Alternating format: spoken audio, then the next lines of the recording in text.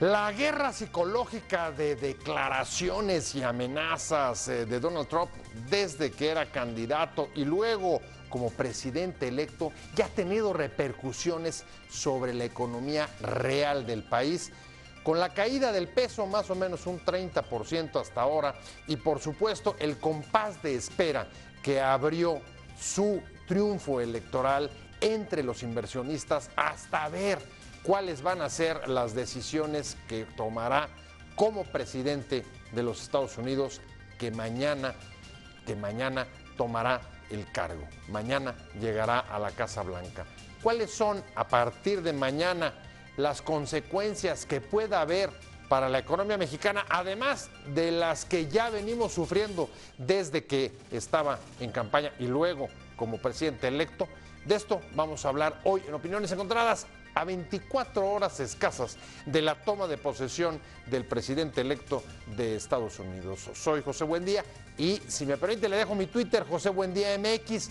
Mándeme ahí sus comentarios, sus puntos de vista y si vamos a ver rápido unos datos de contexto, declaraciones, puntos de vista sobre los efectos del presidente, el presidente de Estados Unidos. Podemos regresar aquí a nuestro foro a tener nuestro debate de hoy.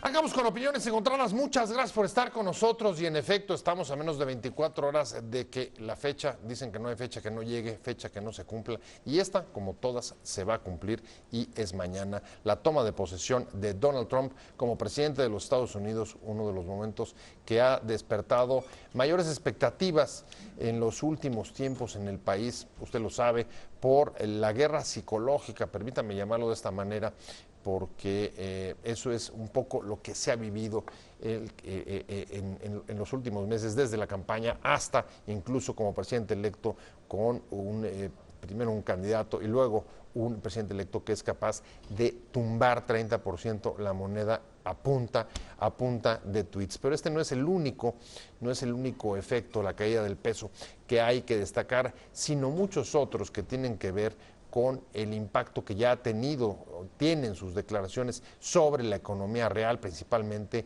en el sector automotriz y en las plantas que han estado deslocalizándose en todo el mundo, pero particularmente ha sido, digamos, en buena medida la joya de la corona del Tratado de Libre Comercio, la instalación de plantas maquiladoras automotrices que exportan sus vehículos a Estados Unidos, no solamente a Estados Unidos, hay de otros países y todas en su conjunto han sido de una u otra manera amenazadas para regresar a Estados Unidos con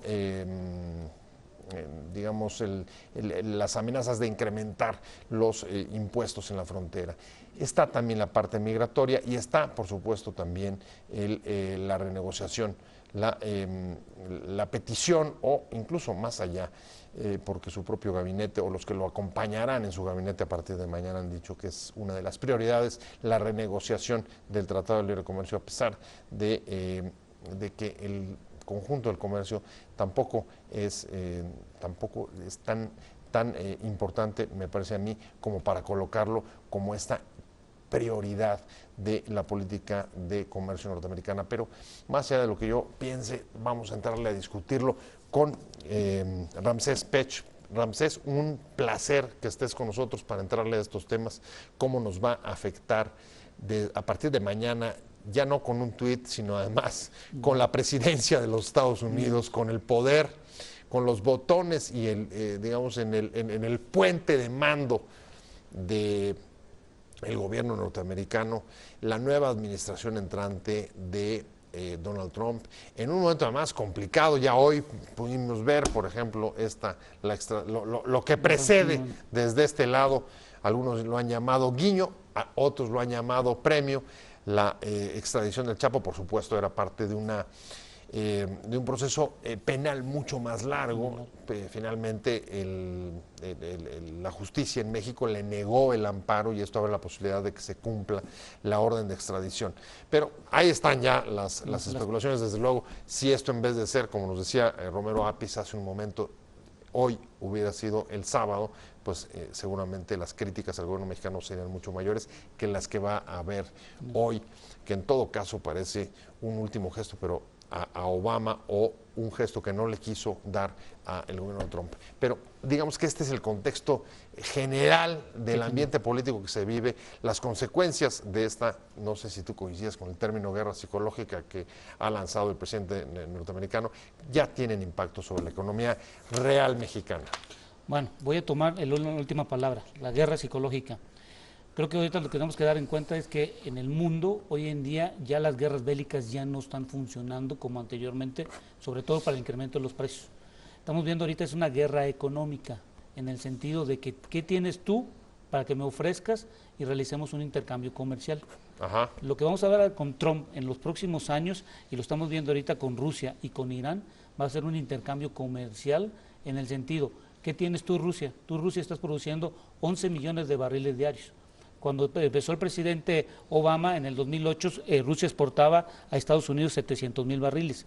Hoy en día solo exporta 200,000 barriles. Okay. Vemos el acercamiento que está teniendo Donald Trump. Es decir, vamos a ver un cambio geopolítico de la exportación de hidrocarburos de Rusia hacia Estados Unidos. Lo segundo que vamos a ver es los países de la OPEP solo han cumplido desde 1990 con lo que han dicho el 66% de la reducción. Es decir, lo que avisaron en el mes de noviembre, que iban a reducir 1.2 millones de barriles, hoy en día están en los mercados están esperando que solo se reduzcan 800,000 barriles. Y estamos viendo que Estados Unidos está incrementando su producción. Vemos que Estados Unidos también está incrementando los números de equipos en la parte que se llama Shale Gas, Shale Oil. Y quiero puntualizar algo que estábamos platicando hace ratito. Hoy México lo estoy viendo como Estados Unidos en 1973 cuando tuvo el problema de los combustibles. Bueno, mundial además, ¿no? Sí. Esa fue la gran crisis del petróleo. Y nosotros, la primera gran crisis de los años 70. Sí, y si se acuerdan en las declaraciones que hicieron en la Cámara de Diputados cuando fue el secretario de Energía que comentó que solo teníamos 2 días y solo cumplimos con el 7% de lo que se debe de tener en almacenamiento en un país, estamos teniendo un grave problema. A ver, ahí déjame tratar de ordenar la discusión. El primer punto es, a ver, una consecuencia de la llegada de Trump a la presidencia de Estados Unidos es que eventualmente el incremento de la producción y exportaciones entre Rusia y Estados Unidos y la falta de cumplimiento del acuerdo de la OPEP puedan disparar los precios del hidrocarburo, y en ese sentido nos pegaría a nosotros en México porque como importadores de gasolina y ante la menor venta de petróleo, de exportaciones, el precio se nos va a incrementar otra vez de la gasolina. Y eso lo vamos a ver. A ver cómo voy por ahí. Y en eso lo vamos a ver en el mes de febrero. Acuérdate que en el mes de febrero la Comisión Reguladora de Energía comentó que se va a abrir, las primeras 2 semanas se va a evaluar en función del precio de la materia prima y el transporte y almacenamiento que se tenga en los costos. 4 y 11. Sí. ¿No? Sí. 4 y 11 de febrero. Y después de eso, cada día vamos a tener que estar revisando el precio de los combustibles. ¿Y cuál es tu expectativa en función de los movimientos del energético en Estados Unidos y en Rusia? Un 10% estoy esperando de incremento de precios en el mes de febrero y vamos a tener una tendencia a la alza en el mes de 2017. A ver, 10% para ambas, Magna y... Sí, y el diésel igual. O sea, a ver, entonces lo que estaríamos acumulando, a ver, si eso fuera cierto, si tus pronósticos se hicieran realidad, estaríamos acumulando entre un 25 y un 30. Sí, acumulado al cierre de diciembre que era de 13.81 y 14.80 para las gasolinas, tanto Magna como Premium. Va a aumentar y aumentó ahorita en 15.99 y 17 la Premium, si no más me equivoco. Por eso, el aumento del 15 todavía le subirías un 10% Sí, adicional todo en adicional, febrero. Sí. Juntos, el del 4 y el del 11. En el 4 y el 11 estamos viendo un aproximado, estoy calculando el 10%. ¿Eso qué es lo que nos indica? A ver, y eso lo voy a poner en el contexto geopolítico de Estados Unidos, y lo voy a recalcar de los 1973. Estados Unidos inició su política de cambio energético de autosuficiencia desde 1973. Cuando entró Medio siglo. Medio siglo. Cuando entró el presidente Obama en el 2008, solo producía Estados Unidos 4.5 millones de barriles diarios. En el 2010 se incrementa la producción casi a 7 millones de barriles. Hoy en día ya hay casi 9 millones de barriles. O sea, el doble. Claro. Y si nos acordamos, la moneda de Estados Unidos, el dólar contra el euro, estaba depreciado el dólar. El dólar. Y ahorita, como estamos viendo, que ahora está ganando el valor a la par, el dólar. Prácticamente a la par. Exactamente. ¿Y qué es lo que está sucediendo? Que nosotros, ¿qué ventaja competitiva tenemos como geopolítica dentro de un país que tenemos que comercializar en el mercado? Por ejemplo, lo que estabas comentando, lo del NAFTA. lo que tenemos que negociar. El NAFTA en 1994 podemos revisar que no se incluyó en el intercambio de energía, habían ciertas particularidades, pero no en su totalidad. ¿Qué es lo que sucede? Que anteriormente solo era la CFE y Pemex que tenían el monopolio y no se incluyó por lo mismo. Hoy en día que es un mercado abierto, Donald Trump tendrá que pensarlo bien, porque la mayoría de la gente que está realizando es de pronegocios en la industria energética. Entonces la tecnología hoy en día para transformar y generar algún tipo de energía está en Estados Unidos. Entonces, ¿qué tenemos que hacer? Intercambiar ese tipo de tecnología que venga a nuestro país. Lo hacíamos vía Pemex, contratación de licitaciones. A ver, entonces, para seguir, digamos, ordenando la discusión, en lo que respecta a la renegociación del TLC, en cuanto a los hidrocarburos, que no estaban incluidos en el tratado firmado en 1994, el Tratado de Libre Comercio, ahí Estados Unidos podría tener una desventaja respecto a nosotros, eso es un poco lo que estoy leyendo, sí, en el sentido de que ellos tendrían que ser los que promuevan las inversiones acá, claro, para buscar energías alternativas. Claro, y lo vamos a poner en ese contexto. ¿Qué te saldría más barato invertir en exploración y extracción? ¿Irte a ir a Nigeria o en México, cuando hay una apertura de mercado? Y en Nigeria sabemos los problemas que se tienen de cuanto a la corrupción. Hoy estamos teniendo una transparencia, porque ya las licitaciones, como hemos visto en las rondas pasadas, una y las dos que van a venir, hay una transparencia en cuanto a las licitaciones, cómo se están realizando. O sea, dirías, la reforma energética es un nicho de oportunidad en la eventual renegociación del TLC para Estados Unidos. Para Estados Unidos y para nosotros. ¿Por qué? Y eso lo voy a poner de mi contexto. El Tratado de Libre Comercio fue creado entre Canadá, Estados Unidos y México para crear fuentes de tecnología. Canadá y Estados Unidos sí desarrollaron tecnología. ¿Qué sucedió con nuestro país? No tenemos tecnología propia. Aportamos mano de obra barata, y ese modelo parece que es ese modelo está francamente acabado, sobre todo frente a los robots. Apenas 24 horas para la toma de posesión de Donald Trump, y estamos analizando con Ramsés Pech, especialista en asuntos de hidrocarburos y de economía, cuáles son no ya las consecuencias que pueda tener, sino que siga teniendo, porque, como comentábamos en el primer segmento, su guerra psicológica ya ha tenido impacto en la economía real de este país, y uno de los blancos de sus ataques, Ramsés, desde luego ha sido el TLC, y particularmente lo que podemos llamar, o lo que se ha venido a decir, la joya de la corona del TLC, que ha sido el sector automotriz, porque cerca del 60% del déficit comercial norteamericano con nosotros, dentro de los productos dentro del Tratado de Libre Comercio, está concentrado en las automotrices. ¿Se justifica entonces, digamos, esa actitud proteccionista de Donald Trump? Y lo voy a poner desde un punto de sentido. A ver, Donald Trump es una persona de negocios y lo que está haciendo es algo inteligente que tenemos que ver nosotros. A ver, ¿qué le estás diciendo a las ensambladoras de Estados Unidos? Le está diciendo, a ver, ¿cuánto ganas tú, tu utilidad? Y le dicen, la utilidad es, supongamos, sus ventas son 100 y su utilidad es 10. Entonces le dice Donald Trump, no me saque los empleos, vas a crear más empleos, vas a aumentar el salario, ¿y cuánto es la pérdida de ese aumento de tu utilidad? No, pues que son 2. Bueno, te voy a compensar esos 2 con la reducción de impuestos, pero ya no te vas.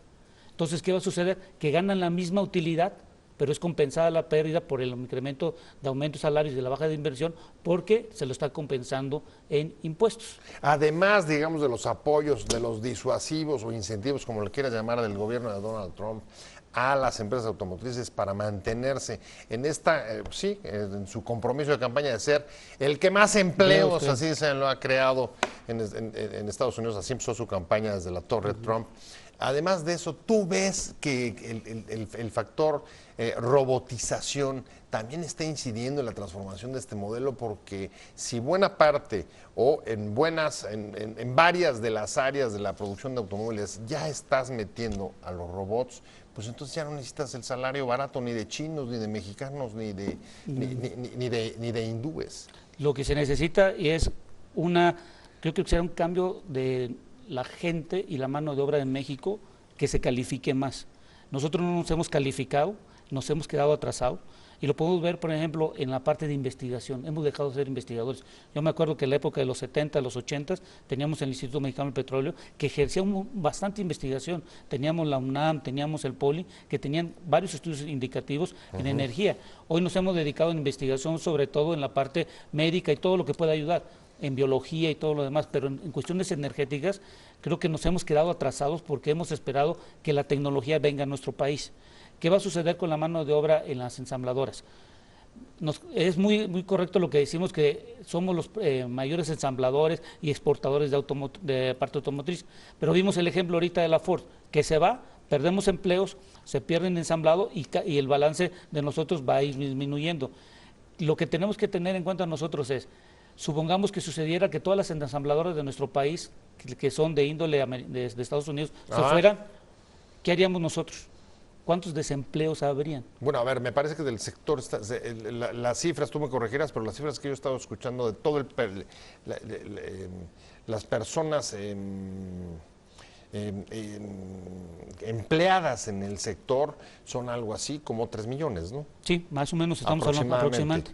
Y estamos viendo claro, eso. No se van a perder esa cantidad de empleos. No se va a perder, pero supongamos ese supuesto, cuánta gente sería un buen boquete que nos tendría nuestra economía, porque tenemos que crear programas para poder ejercer el tipo de empleos en ese sentido.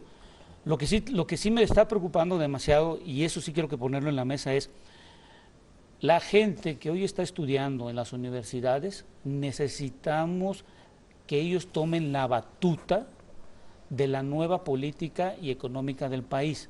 No en un sentido, y lo voy a decir de esto porque no me siento en ese país lo que necesitamos, no en el sentido de hacer meeting, sino en el sentido de crear nuevas formas de formar economía en nuestro país.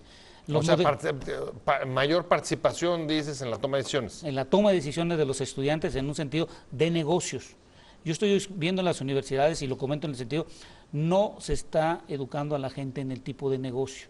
Los países, suponemos, vemos en India, los países de Arabia, en los países de la Comunidad Europea, en Estados Unidos, bueno, también en China, se están haciendo en las universidades que tengan cuando menos el perfil de un negocio, porque acuérdate que todo es dinero y todo tiene un costo, y si no tenemos ese índole y cambio de chip en ese sentido de ser pro negocios, nos vamos a quedar atrás y nos vamos a quedar aislados. Ya no podemos estar permitiendo que nuestro país, que tiene recursos energéticos, tiene una posición geográfica invaluable, tienes a Estados Unidos como vecino y Canadá, tienes a países de Centroamérica que también están haciendo, y nosotros nos vamos a quedar aislados, no podemos hacerlo esto. Y lo que tenemos que tener en cuenta es, en la comunidad, en Reino Unido, ya viene lo del Brexit. Hay que esperar a Escocia si este año se sale o no se sale del Reino Unido. Inglaterra se queda solamente fuera de la Comunidad Europea. Esas cosas son las que tenemos que ver de largo plazo nosotros. Y hoy se los digo yo cuando doy algunas cátedras a los estudiantes. Ustedes son el futuro. Yo ya me acabé. Cuando tú hablas de tus estudiantes y cuando hablas de la necesidad de que tengan mayor capacitación en términos de negocios, hay un tema donde también está ejerciendo un impacto la guerra psicológica de Trump, y es en los inversionistas. Exacto. Voy a tener un sector que ha acusado especialmente los mensajes, las amenazas de la guerra psicológica de Donald Trump desde su campaña hasta la presidencia electa, que mañana dejará de serlo para convertirse en el presidente de Estados Unidos, y son los inversionistas. En los últimos meses se ha abierto un compás de espera para las inversiones en diversos sectores en este país, hasta conocer cuáles son en concreto las medidas que va a tomar como presidente, más allá de los tweets con los que ya ha conseguido tirar 30% a la moneda. Qué bueno que ya llega, decía José Ángel Gurría, el secretario general de la OCDE, porque entonces ya el gobierno mexicano podrá sentarse y discutir en concreto, en específico, de qué y hasta dónde respecto de la revisión de los términos de la relación entre ambos países. Estamos hablando con Ramsés Pech, él es especialista en asuntos energéticos y de economía, y la pregunta es, en efecto, ¿cuánto crees que dure este compás de espera que han abierto o se han abierto para las inversiones? desde que Trump logró vencer en las elecciones presidenciales norteamericanas? Yo creo que tendría que ser el primer mensaje es estar sentados allá afuera hasta que nos reciban y ponernos de acuerdo para hacer las inversiones. Yo creo que no tenemos que esperar a que nos llamen, sino estar ahí como se hacen los negocios. Hay que estar donde debemos de estar y hacer la antesala para que nos puedan recibir. Recordemos que no somos el único que quiere hacer negociaciones. O sea, hay una competencia voraz por los capitales en el mundo. Y el número que estamos platicando es el programa de Rusia. Es lo que estamos viendo nosotros. Entonces hay que ver nosotros en qué lugar estamos, pero hay que adelantarnos, pero llevando una propuesta. Y la propuesta que podemos hacer son en dos sentidos. Hay que dividir dos cosas las inversiones. La inversión automotriz es la que está influyendo con los tweets el presidente Trump, pero no está influyendo sobre la parte energética. Tenemos la herramienta de la reforma energética. La reforma energética lo que es, y tenemos que tener en cuenta, que no es la que va a bajar los precios de los combustibles como lo hemos platicado, es la que nos va a abrir un mercado y nos va a aumentar las inversiones. Lo que necesitamos en este país... Y en su caso la producción. Exacto. Ajá. Lo que queremos en este país, y en este caso la parte energética, es lo que dejamos de invertir, lo necesitamos. No podemos tener un país sin crecimiento energético porque no va a haber desarrollo. No es posible que tengamos un atraso en cuanto a energía eléctrica, en cuanto a hidrocarburos, cuanto a energías renovables, cuanto a transportes o diferentes tipos de combustibles como ya se está utilizando en Estados Unidos. Hay que ver combustibles alternativos. En México todavía estamos dependiendo del monopolio de los combustibles fósiles. Eso ya tenemos que dejarlo atrás. Es decir, por ejemplo, tenemos el etanol. En Estados Unidos ya hay carros, y hay carros en México, y los que tengan carros, revisen su tapa, si está amarilla, le puede estar a 85% de etanol, que en Estados Unidos hay. Entonces, las inversiones que tienen la gente hoy en día, lo que se está preocupando es, los inversionistas quieren ver cuál es la claridad que tiene México en sus regulaciones nuevas, cuál es el tipo de impuestos que se les van a cobrar a traer la inversión. Bueno, hace poquito vimos que también hubo un programa de inversión de que tienen capital de mexicano que vuelve a regresar a nuestro país. A ver, la repatriación. La repatriación que estábamos hablando. Sí, es decir, no cobrarles, digamos, impuestos por el retorno ni por los beneficios que han obtenido fuera esas inversiones en los últimos años. ¿Lo es viable? ¿10,000 millones? No, yo lo que creo es que, por ejemplo, lo que estábamos revisando es que no puedes comprar activos, es decir, no puedes comprar un terreno o algo por el estilo, tienes que utilizarlo para la generación de empleos. Lo explicaba en su momento un secretario de la Secretaría de Hacienda y Crédito Público que yo estuve escuchando, que no puedes comprar activos. Ok. Es directamente tienes que venir a poner una empresa. Pues, una empresa o tu empresa crear empleos nuevos. Ahí sí te puedes utilizar. O sea, si inversión, ahora producciones ya en marcha. Exactamente, y no puedes tener tu dinero para comprar activos, sino lo que tienes que hacer es, puedes ponerlo en el banco o en alguna parte que se ponga de financiamiento que ayude al capital flujo efectivo de la nación, pero no lo puedes utilizar por 2 años. Entonces, el inconveniente es que queremos traer la inversión de los conciudadanos que están fuera de nuestro país, pero también no son las mismas reglas claras para poder hacer un nuevo negocio. O sea, ¿qué quiere decir? ¿Que no está muy sexy la invitación? ¿O qué? No, para mi punto de vista de negocios, no.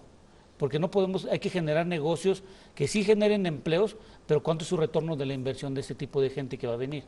Entonces, si hay dinero de fuera, ¿por qué no lo dejamos que venga, cree su negocio, le dejemos la oportunidad el primer año que se cree? Porque acuerdas que un negocio tarda 5 años. Sí, antes de eso puede perecer en el intento. En el último punto ya nos tenemos que ir, estamos en la recta final. El gran tema es, le están pidiendo al gobierno firmeza, que sea decidido, que no baje la cabeza, que sea proactivo, asertivo, bla, bla, bla. Incluso hay voces que comienzan a decir, bueno, si se abre la negociación del Tratado de Libre Comercio para lograr un acuerdo de menor calidad, a lo mejor es mejor irse y dejarlo eso por la paz. ¿Qué te parece? Bueno, cambiar el portafolio que viene dentro de política y sacar eso y meter en nuestro portafolio ventajas competitivas en función de negocio. No podemos ir a negociar con el nuevo presidente cuestiones políticas. Tenemos que cuestionar cuestiones de negocios, de crecimiento, de inversión al país. Porque si ponemos primero la política, Donald Trump no es político. Y el individuo que puso como secretario de Estado es de Exxon. Y el que está en Texas era el antiguo gobernador y es de industria de hidrocarburos. Acuérdate que era amigo de los Bush. Exacto. Entonces, ¿qué quiere decir? Que hoy en día a Donald Trump no le interesa la política de tu país.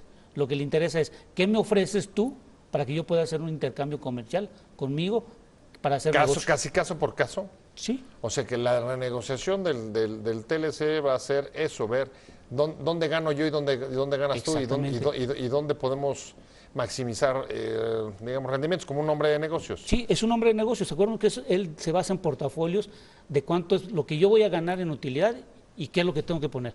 Por ejemplo, lo del TTP. ¿Por qué se quiere salir de Estados Unidos? Porque la mayor inversión para que los países puedan crecer la iba a poner Estados Unidos. Entonces Donald Trump, como buen negociador, dijo, ¿yo qué gano? Si yo te voy a dar a ti para el crecimiento, ¿qué me vas a dar tú? Y se dio cuenta que no iba a ganar nada.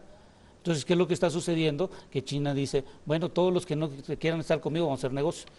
Pero el problema, el inconveniente es puro negocio. Ahí hay otro tema y es todo el cambio geopolítico y geoestratégico que está significando las nuevas alianzas, pero eso sí ya no nos da tiempo. Muchas gracias, Ramsés Pech. Gracias por haber estado con nosotros hoy aquí en Opiniones Encontradas. Te lo agradezco mucho y pues mañana no te pierdas el toma de protesta de Trump como presidente de los Estados Unidos. Usted tampoco. Aquí tenemos una transmisión especial desde temprano. No deje de sintonizarla y le agradezco mucho que haya estado con nosotros esta tarde en Opiniones Encontradas.